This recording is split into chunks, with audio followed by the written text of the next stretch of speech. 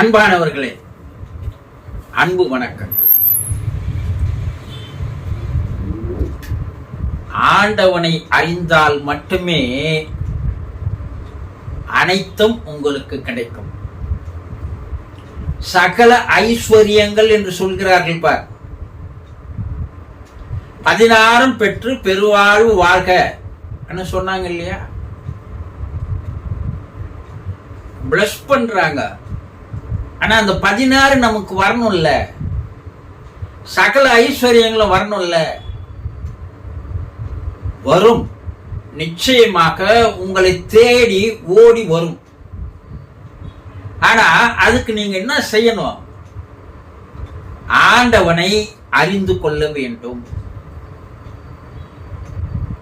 ஆண்டவன் கடவுள், தெய்வம், பரம்பொருள், பரமபிதா, பரமசிவன்,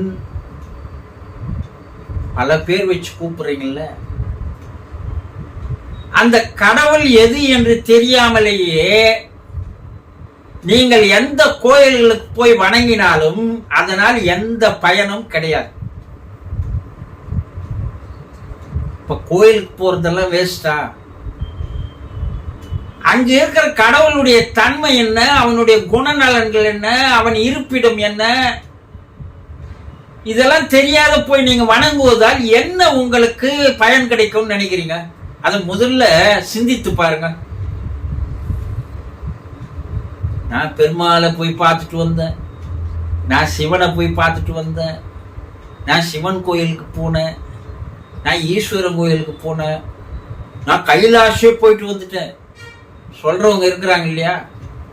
சரி, அவங்க போய் வந்து கைலாஷ் போய் வந்தவனுக்கு எல்லாம் கிடைச்சிருக்குதா?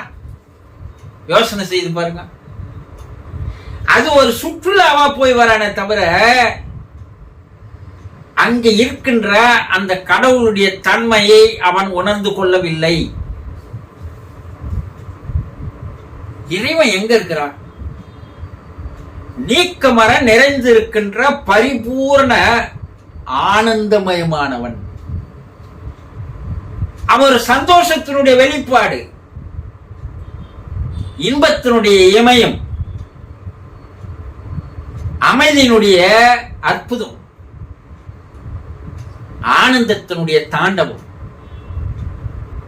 இதுதான் அவன்.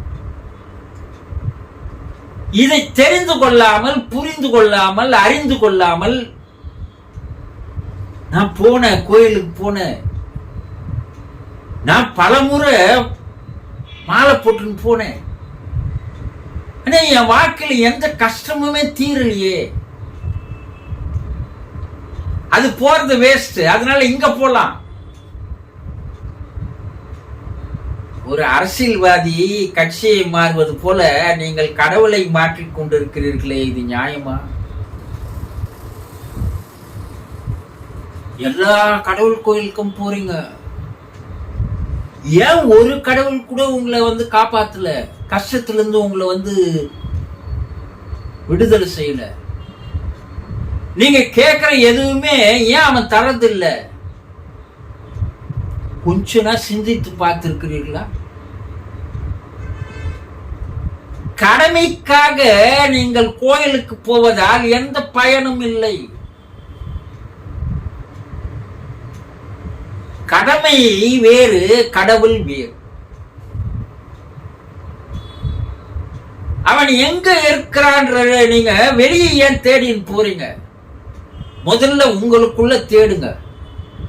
கடவுள் கடந்து உள்ளே செல், கடவுளை நீ காணலாம். இருக்கும் இடத்தை விட்டு இல்லாத இடம் தேடி எங்கெங்கோ அலைகின்றாய் ஞான தங்கமே, நீ ஏதும் அறியாதவரடி ஞான தங்கமே. என்ன அற்புதமான ஒரு பாடல் பாருங்க. இருக்கும் இடம் எது? உன்னுடைய உள்ளம், உன்னுடைய மனம், உன்னுடைய இதயம். இங்கேயே இறைவன் இருப்பதை விட்டுவிட்டு எங்கோ ஒரு கோயிலில் போய் நீ ஐயா கடவுளே எனக்கு இவ்வளவு கஷ்டம் இருக்குது, என் கஷ்டத்தை நீ தீர்த்து வை, உனக்கு 108 தேங்காய் உடைக்கிறேன், உனக்கு அபிஷேகம் பண்ற, உனக்கு வடமாலை போடுற, உனக்கு பட்டாடை உடுத்துற.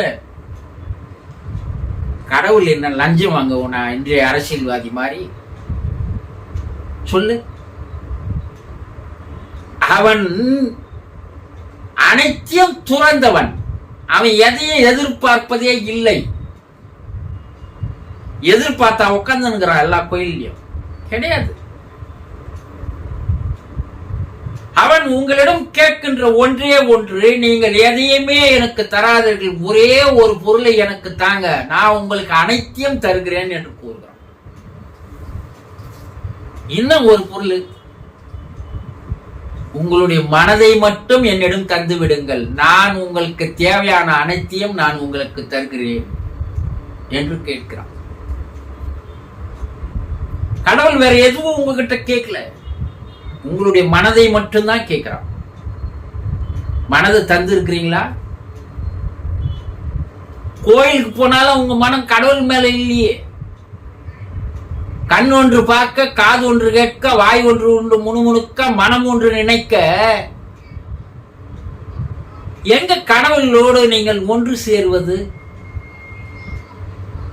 ஆலயம் என்பது ஆன்மாவை லயம் செய்யக்கூடிய அற்புதமான சித்தர் அறிவியலால் உருவாக்கப்பட்ட ஒரு இடம்.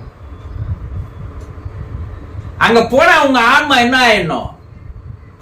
இறைவனோட சேர்ந்துடணும், கலந்துடணும், கரைந்து போய்விட வேண்டும். நீங்கள் வேறு, அந்த கருவறையில் இருக்கின்ற இறைவன் வேறு என்பதை எப்போது நீங்கள் மறந்து போகிறீர்களோ அப்போது இறைவன் நீங்கள் கேட்காமல் உங்களுக்கு அனைத்தையும் தருவான்.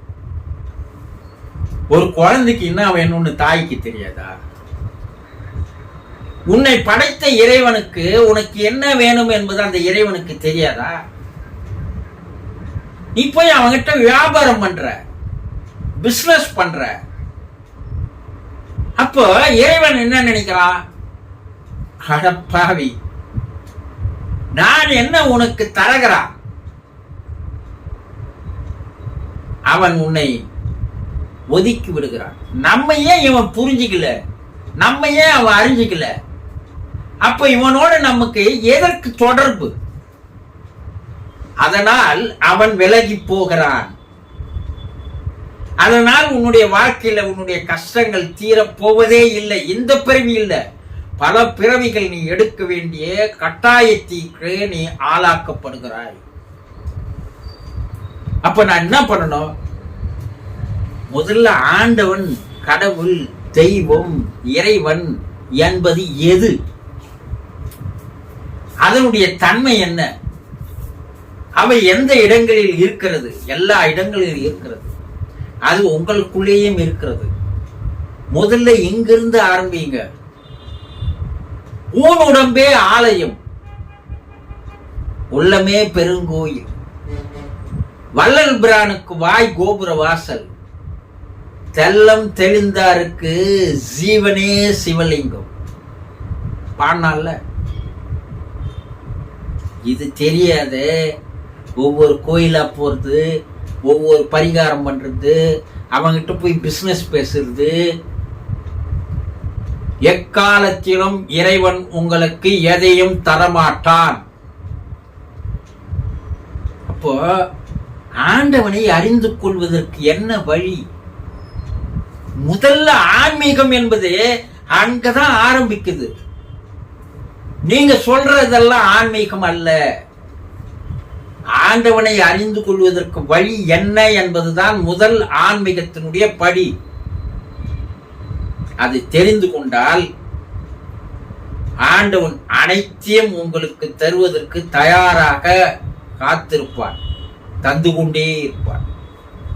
புரிந்து கொண்டீர்களா? சந்தோஷம்.